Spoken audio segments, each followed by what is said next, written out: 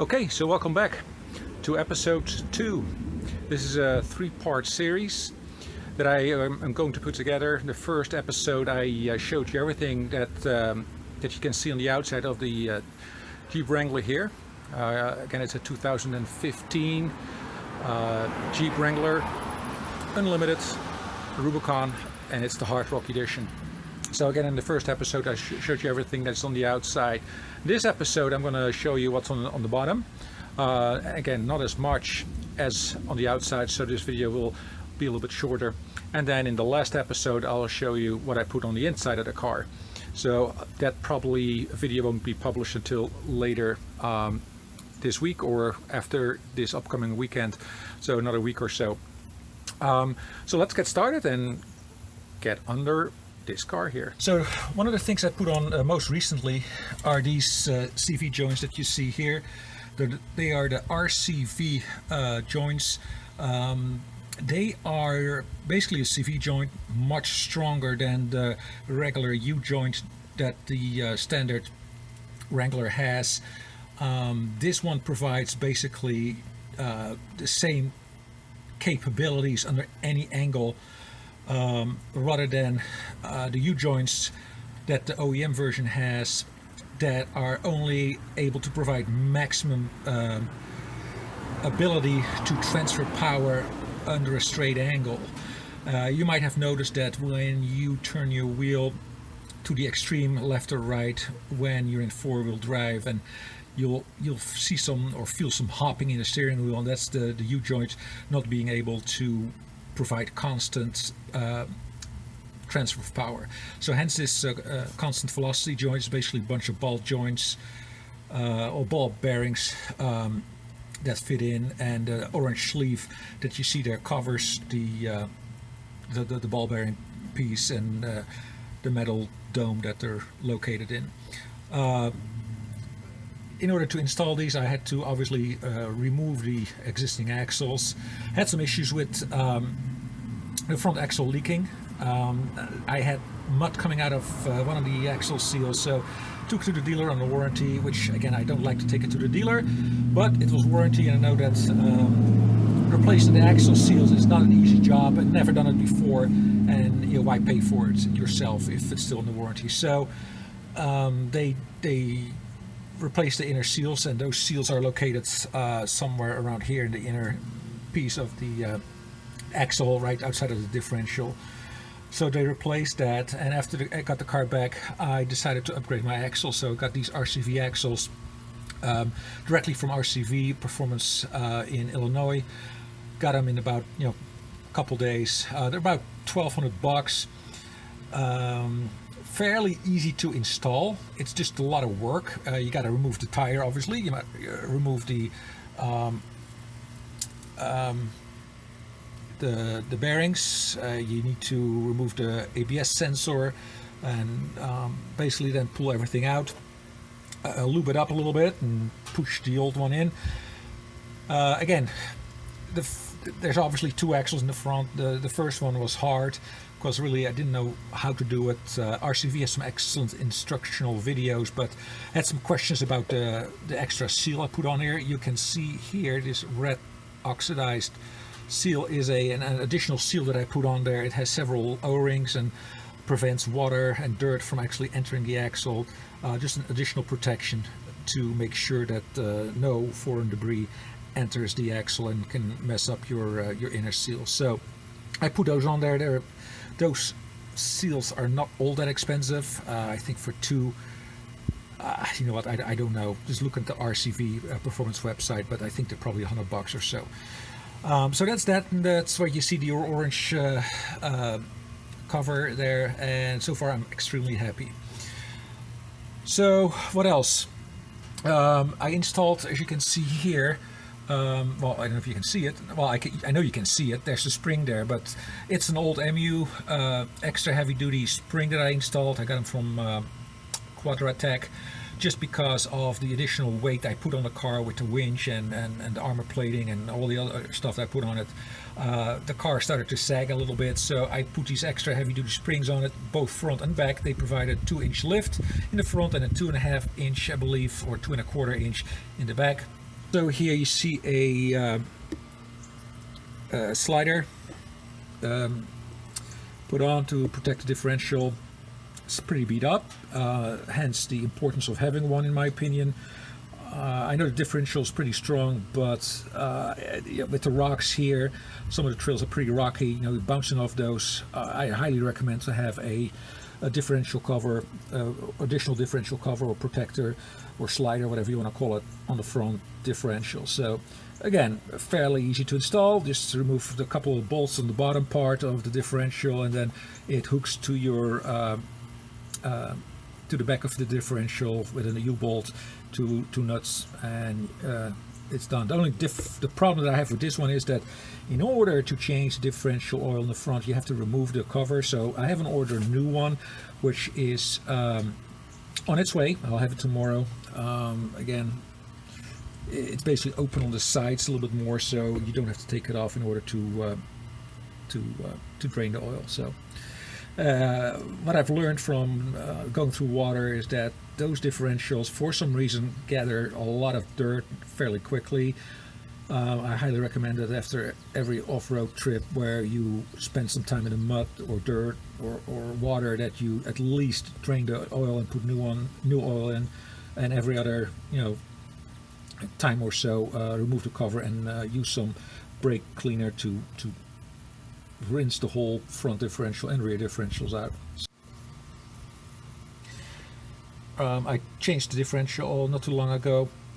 The reason why I did this is I wanted to find out if everything was done right, but also my locker light for the front kept blinking when I engaged the front locker, and what I found out is that when you put the carrier group back into the differential housing, there's a little mushroom pin that you need to extend when you glide the housing in it, so that the system knows when the locker is engaged or not. And I bet you that's not something that the garage did. So the locker does lock, but the light keeps blinking, and that's the reason why. So that's why I don't like garages. They have no clue what they're all doing. So, all right. So the next thing I want to point out are these plates over here. As you can see, thickly armored steel plates covering the track bars. I think that's what you call them. The connection there. They're pretty exposed in the front, and of course that's why you hit stuff first. So I put those on fairly cheap. Again, Quadratech is your best friend in ordering stuff there. I installed one here on this side, and of course, as you can tell, there's one there as well. So easy to install. Also recommend that you do that.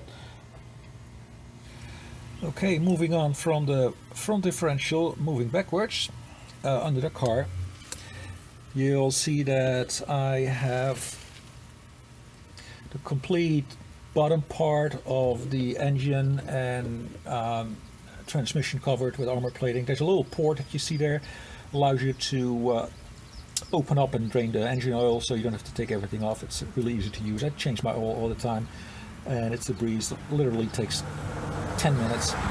But as you can see, the armor extends all the way from the front, right after the differential oil pan, all the way to the back. And I will get some other shots as well. I'm trying to get under the car here, but as you can see, it's pretty much covered from side to side.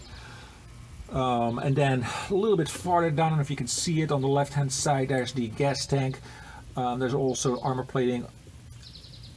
Okay, so I'm now on the side of the car. I'm right behind the passenger front wheel. I want to show you how those plates are attached. Depending on if you have a lifted Jeep or not, they provide, Rockhard will provide additional lengths of these hangers here. And again, it's not hanging loose or anything. This is rock solid. And as you can see by the thickness of that hanger, I mean, it's serious stuff. So good stuff, like it a lot. While we're at it here, why don't we quickly take a close-up look on the RCV axle. You can see, I don't know if you can see it or not, but hopefully you can. Okay, next up are the skid plates. As you can see, The skid plates start right after the front differential and cover the engine, transmission, transfer case, as well as the gas tank. These are rock hard skid plates. Don't really need any modifications. There's all the hardware is provided, and the bolt openings and nut openings and holes are all available. No drilling required. So they, as you can see here, it's pretty much beat up, but means that it's doing its job. It's a little bit bent. It got hung up in a couple of rocks, but again, no damage whatsoever. You see a little port here that you can use to drain your oil. So you just take I think it's a 1/2 inch wrench and open it up, and you have access to the drain plug. Drain it, put it back in, and you're all set. What else? You can see that Rockhard provides these nice washers. They're tapered, and it ensures that these hex bolts don't get caught behind any rocks. So well done, well executed. Here is the original skid plate for the gas tank. It remains. You just bolt this one right on top of it. It does require actually that you drill a few holes on the I don't know if you can see that here, but some holes there. There's bolts that you see there to the left of the drive axle. You have to drill those, but it's easy to do. You have to be careful that you don't drill through the gas tank, obviously. But so well protected on the bottom. Then the last thing I want to show you here is the AEV slider. So the brand name is AEV, American Expedition Vehicles. It's something that you need, quite honestly. If you do any serious off-roading, you'll probably hit some rocks, and your differential gets stuck up or hung up on that, and the slider allows you really to slide over it rather than get stuck behind it. It attaches with U-bolts around the rear differential housing. I don't know if you can see it. You can probably see the part of the U-bolt there, and then 2 U-bolts on the axle, and you're all set. The one thing I do not like about this particular slider is that you have to loosen the U-bolts around the axle, left and right, and loosen up this U-bolt here in order to drain the oil. Again, it doesn't take a lot of effort, but it's just a pain in the butt. So you might want to look online to see if there's other sliders out there where you don't have to disassemble that slider. So, but again, it's something that you need, so highly recommend that you buy one. Okay, so here we're at the back of the vehicle, and you can see that the entire cover is you can take the entire cover off without having to remove the slider, but again, in order to drain the oil, you do have to remove the slider. So I'll see online if there's other options available. This one is from AEV, and I like it because it's heavy duty. You can tell by the thickness of the metal. It's awesome. What else have we done? Of course, as I mentioned earlier, the old MU springs here in the back as well. Again, it's fairly easy to install. Just have to loosen a couple things, but no problemo. And then lastly, since the vehicle was raised about 2 inches, I noticed that the track of the rear axle wasn't in line with the vehicle. So I purchased a JKS adjustable track bar, and it allows you really to ensure that the axle is centered under the vehicle under, let's say standard conditions. I need to do something with the front as well, but I really noticed the difference after I installed the springs, that the car was acting a little bit funny. It was drivable, but it wasn't just all that great. So I got this, I think it's $170, easy to install, and even the adjustment to make sure it's centered under the car, you can do it with a strap and tension strap, and real easy to do. So those are all the things I got on the bottom. Nothing else planned except the front slider that is on its way from Quadratech. I'll post a picture. I don't think I need to make a video of that, but also one thing I wanted to point out is this breather hose. Jeep does a very nice job of putting a nice thick hose using a thick hose as a breather hose, but the end normally, and I'm going just upside down here a little bit, ends somewhere over, where am I? Over here. And as you can tell, if you go through just relatively shallow waters, or maybe the size of your tire, they end up underwater. Plus, they're exposed to some spray as well from from rain when you drive over wet roads and stuff. So, I've got an ARB vent kit installed. You just take the regular hose. I cut it and insert it. It's a little bit thinner hose. ARB advertises it that it's a thicker hose than standard, but it fits right into the existing hose. I use a little zip tie to tie it up, and what I did is I put it all the way. I got to get up here through here, through the wheel well. Here it goes up and all the way. There it is. So it should be safe there. You can attach 4 breather hoses to it. Obviously, that might be useful, I guess, for some other off-road applications, but in my case, I really don't need that. So the rear one is pretty up high. One thing I want to show you as well is the old axles. So here are the old axles that I took out. So these are the U-joints I was talking about. Again, everything is fine when everything rotates this way, but under an angle it is just not always easy for this joint to turn the wheel, so hence that hopping that I was referring to earlier. But you can see a lot of rust on it, so obviously the thing has been in water. Here's where the seal was or is. Some dust and dirt on it as well. A little bit surprised by the engagement here of the teeth. I would think they would be a little bit deeper, but I guess that's the way it is. On the short end it's a little bit more. You can see here, you can kind of see the difference in engagement depth, so to speak. So, but I'll keep those, you never know. The RCV axles have a lifetime warranty, so if anything breaks you send it back and they'll send you a new pair or fix it or whatever. So I highly recommend those. So just wanted to show this as well to you. Well, thank you so much for watching, everyone. If you have any questions or comments, please post them below. Keep it polite, keep it civil.